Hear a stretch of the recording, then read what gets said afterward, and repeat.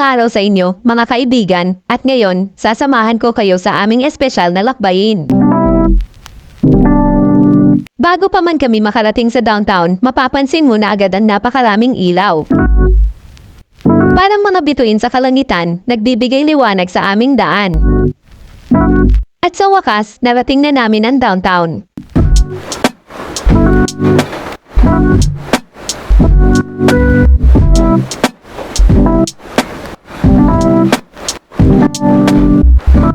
Sa loob ng compound, ang daming booth na nag-aalok ng iba't ibang pagkain at inumin.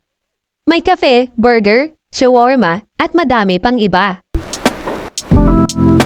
Ang lugar ay napakaaliwalas, parang nagbibigay ng yakap na puno ng kaginhawaan.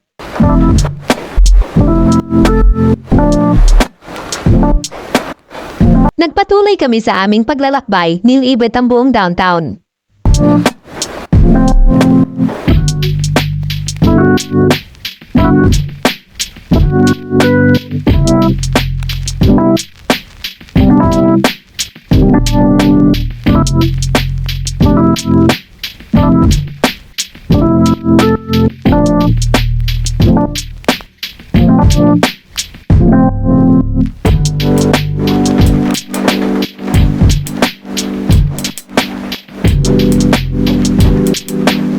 Sa aming pag-iikot, natuklasan namin ang Troy Cafe.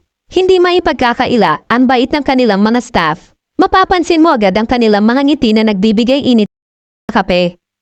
Kaya doon na kami nagsettle. Nag-relax, nagkape. Sa Troy Cafe, kami ay nahanap ang aming tahanan sa gitna ng town. Baka hindi ka pa nakakapag-subscribe, pindutin muna yung subscribe button para lagi kang kasama sa aming biyahe. Hanggang sa muli, mga kaibigan. Ako nga pala ulit si Bisayang Mindorenya at ito ang aming kwento sa downtown.